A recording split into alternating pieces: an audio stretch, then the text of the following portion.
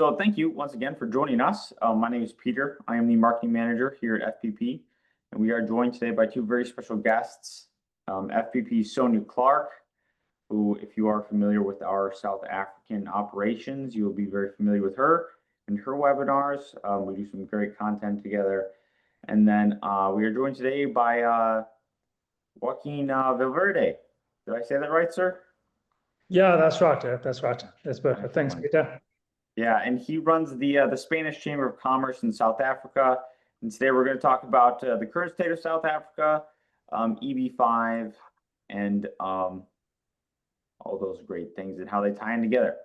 So why don't I allow you guys to introduce yourselves a little bit more? Joaquin, why don't you go ahead and start us off?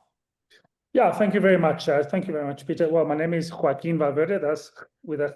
That's how we say it in Spain. And the managing director of the Spanish Chamber of Commerce. And it is a privilege to have you here today from First Pathway Partners. It's a global organization, and as we are also a global organization that work in closing or bridging bridges, creating bridges between Spain, South Africa, and now we're going to span into the USA. And we believe that this is a very interesting program for investors that want to invest and have good returns and perhaps consider a citizenship in the USA eventually. So we believe this is a great opportunity, and when we thank you for your time and for the opportunity to join this webinar with you. Yeah, absolutely. We're happy to have you. And then, Sonja, why don't you go ahead and introduce yourself and maybe a little bit about FPP as well. Thank you, Peter. Yes, welcome everybody. Welcome to today's podcast / webinar / conversation that we're having with the South African Spanish Chamber of Commerce here in South Africa. We are very delighted to have you, Joaquin. Thank you very much. And I think in terms of what FPP's mission is, we have a global reach, and we're very happy to support the Spanish Chamber and all your efforts, and also happy to join you on your golf day coming up in Cape Town in November. So yes, looking forward to everybody that's going to be there. Just a little bit about First Pathway Partners. We were founded in 2008 by Mr. Bob Croft. Mr. Bob Croft was also elected president of IIUSA for, was it 5 or 6 years in a row, Peter, by our peers? Yeah, I think it was I think it's 6 years. Yeah, a number of consecutive terms. Yes.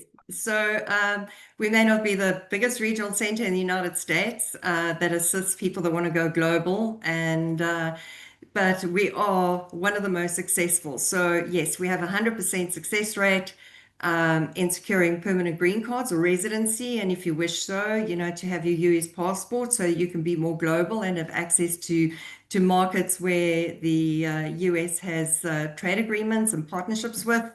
We've got over $1 billion worth of economic development that we've raised in the US, and full capital contributions returned on multiple projects. So that's a little bit about FPP. I am based in South Africa, hence we have a global team, and Manuel Ortiz that can't be here today. He is our Vice President of Global Business Development. And yes, so we have got a team.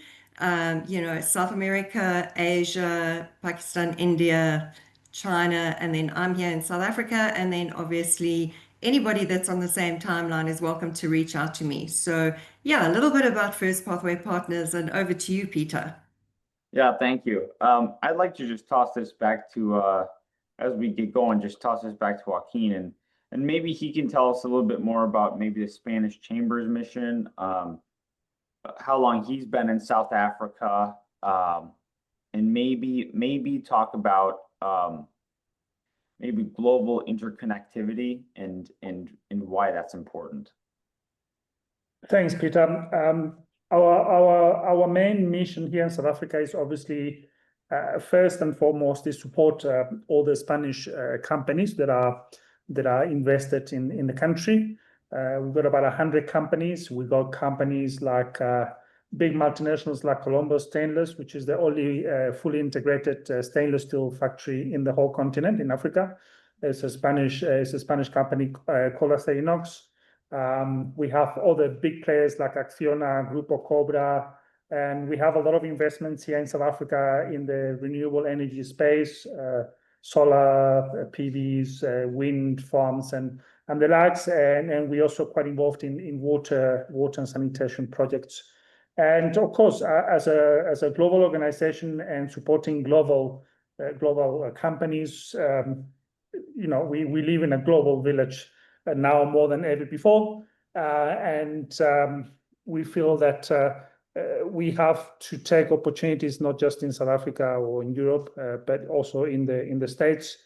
Although at the moment the geopolitical is quite interesting towards South Africa, but maybe you will touch on that later. But I believe there are a lot of opportunities to globalize, in companies that are based here in South Africa, and I believe that you are the right partners to make that happen. Mm-hmm. Yeah, absolutely. And maybe we can just touch on South Africa. Maybe discuss how where you find opportunities here. Maybe just the current state of things. Maybe some of the better things that have happened, and maybe some of the more challenging aspects as well. You mean opportunities here in South Africa, right? Yeah. Maybe just for like the South African companies that maybe work. Sure. We are in quite an interesting and challenging times here in South Africa. The opportunities are all over, but specifically in infrastructure projects, water and sanitation, energy is a big one with the few years that we have of load shedding, transport, and communications technology, IT and technologies, and agriculture. Those are 5 areas that we identify as the Spanish Chamber for opportunities for obviously South African companies in partnership with Spanish companies. We have a lot of knowledge and know-how in those industries.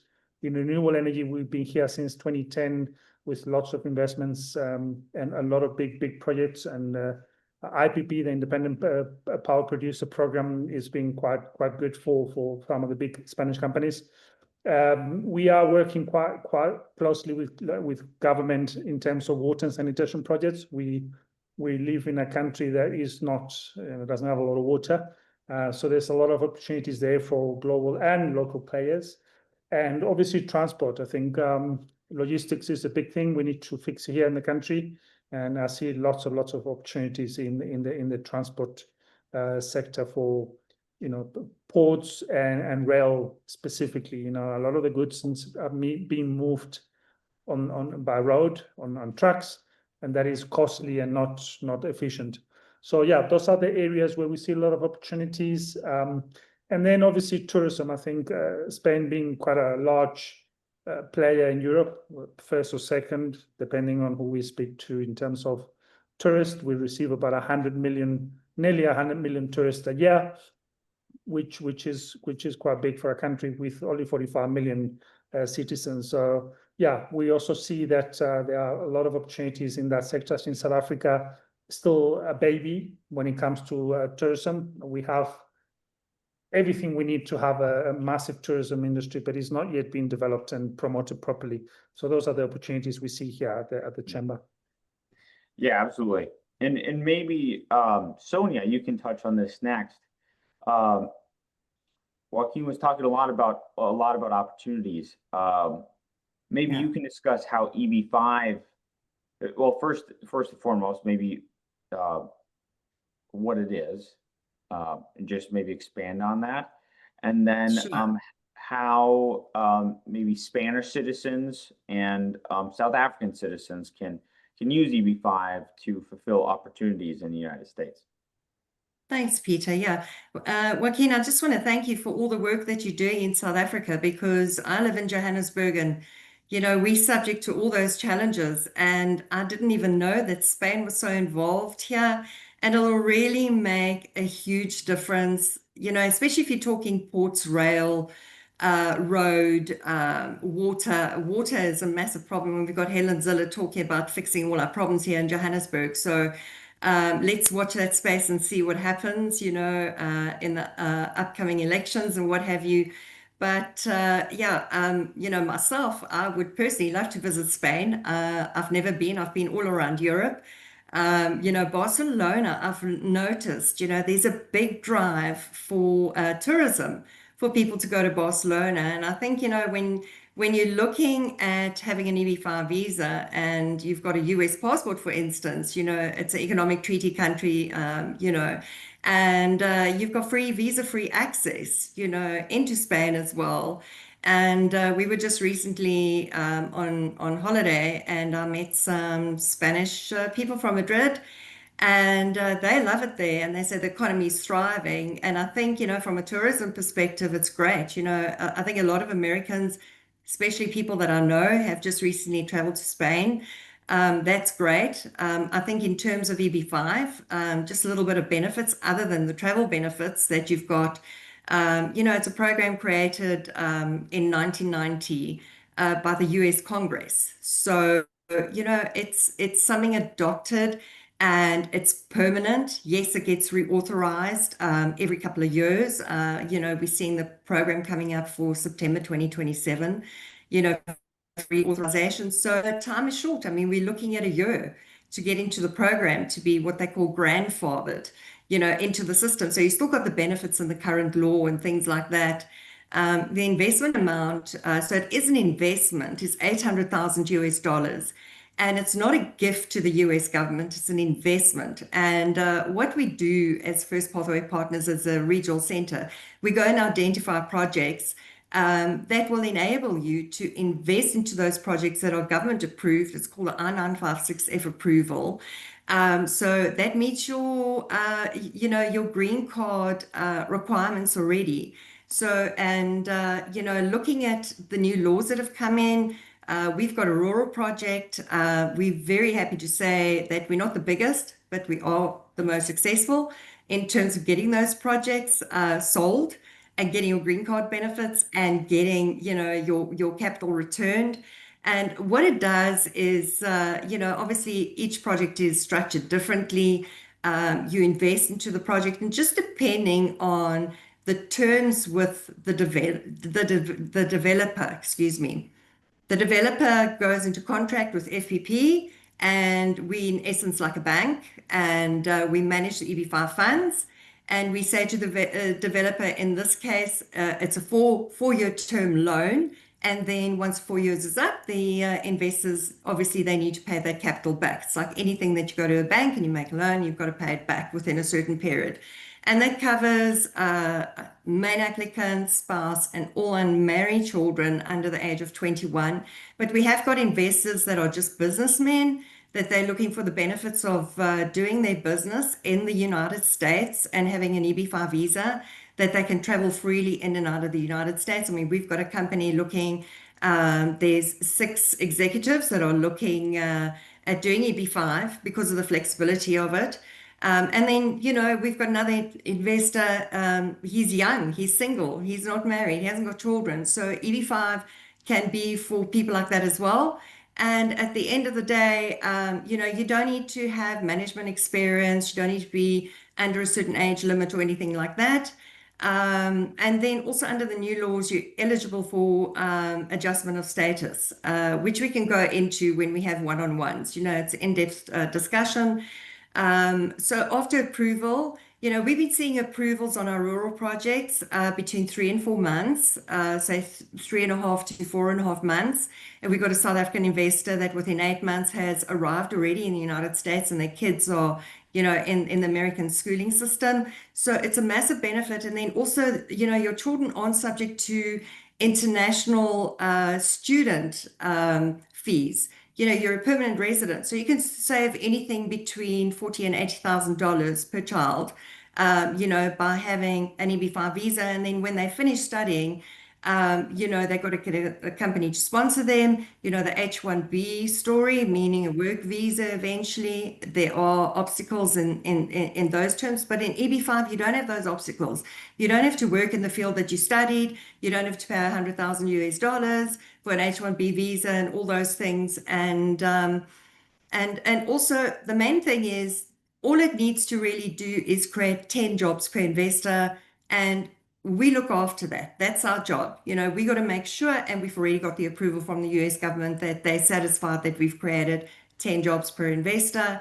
And then obviously, if you want a US passport, you are eligible for citizenship after 5 years. That is optional.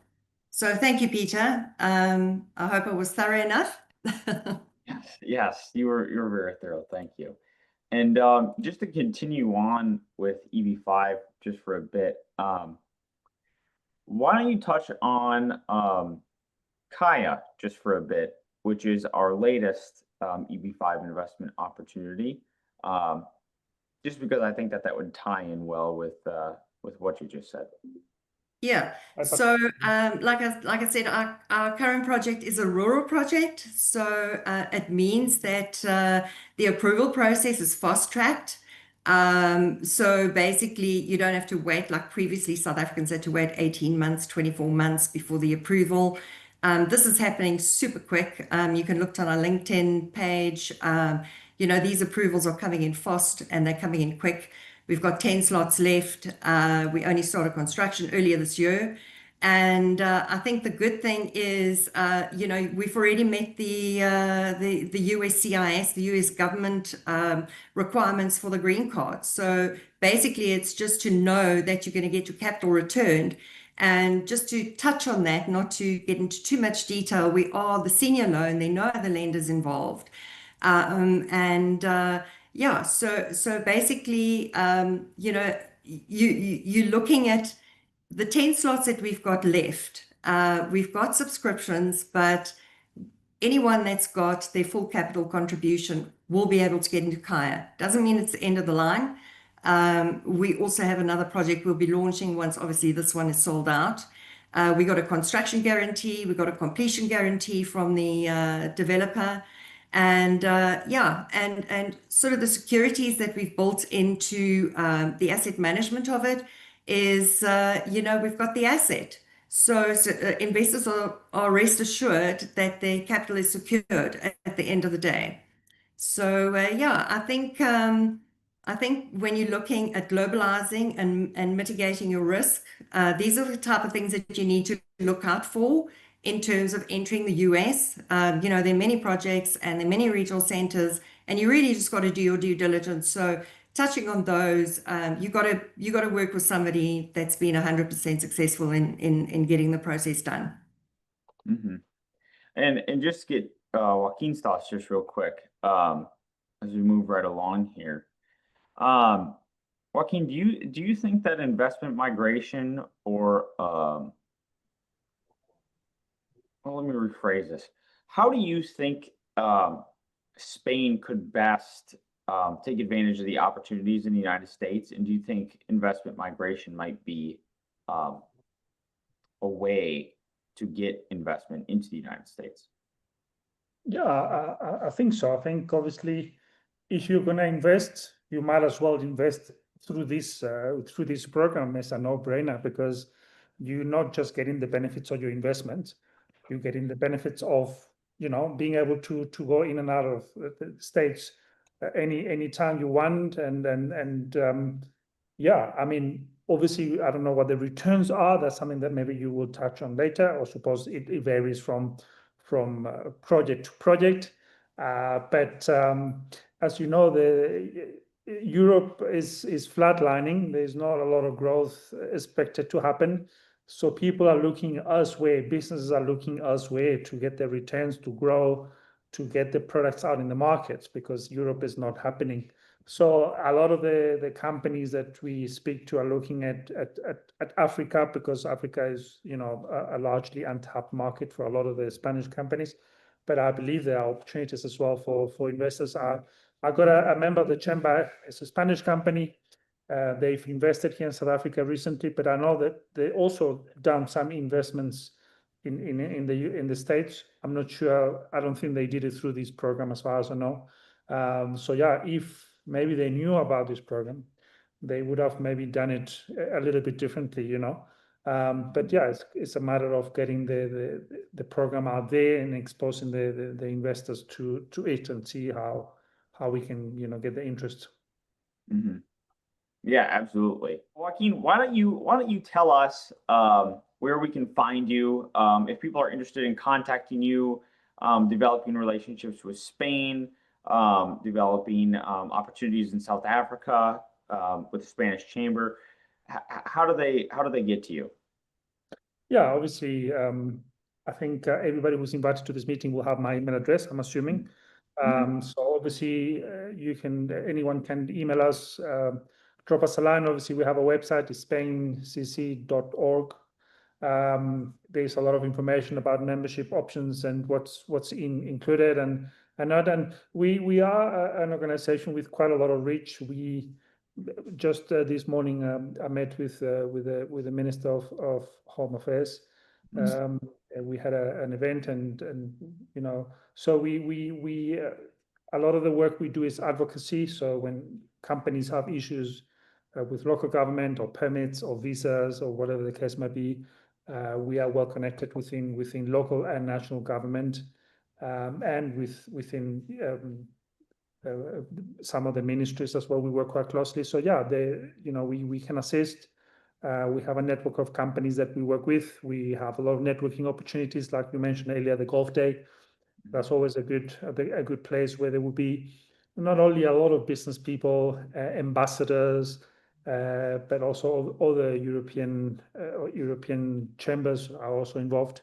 So there's always a good opportunity there to network and to meet decision makers at the end of the day. You know, you're not just meeting with employees of the companies, you're meeting with CEOs and people that are actually able to make decisions, you know, when it comes to business and investment. Mm-hmm. Yeah, thank you for that. Absolutely. And just so everybody knows, Joaquin's and Sonja's contact information and company links will be in the post-campaign edition of this. So we're going to send this out to all of the people who want the recording and could not participate at this time. So right before I wrap up, Sonja, why don't you give us any closing thoughts and how people can talk to you if they're interested? Thank you, Peter. Yes, so you can go to our main website, www.firstpathway.com. We've also got a South African landing page, EB-5.co.za, and then for those in Europe, your EB-5.co.uk.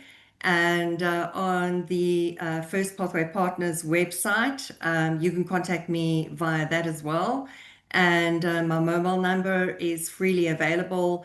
And I'm looking forward to actually having these conversations with the European chambers. I think this is going to be such a great opportunity, you know, for anyone that's been following us and the work that we've been doing, and also the opportunities that we've got in Europe, and obviously the opportunities that the US presents to the European community. So stay tuned. We look forward to assisting everybody. And yes, look up the Spanish Chamber in South Africa on their LinkedIn page as well. A little bit of advertising for you. You're doing great work. Congratulations. And I appreciate you partnering with us. Thank you so much, Joaquin. Thank you, Sonja. I appreciate that. Thank you for your kind words. And the same, I think, is a partnership that makes a lot of sense. And at the end of the day, we are all about connecting people, connecting businesses, and finding opportunities for those businesses anywhere in the world, whether it's in South Africa, whether it's in Spain or the USA. At the end of the day, that's what we do best, and we're proud to be associated with First Pathway for this matter. So thank you very, very much. Yeah, thank you. And again, I'm going to encourage personal consultations and tell you again that Sonja's and Joaquin's contact info will be included in the post-edition campaign of this webinar. So thank you guys so much for joining us. I hope that all of our participants found this helpful, and yeah, I hope you guys have a great day. Thank you so much, Peter. Thank you, Joaquin. Bye, everyone. Thank you very much. Thank you, everybody. Thanks for joining us.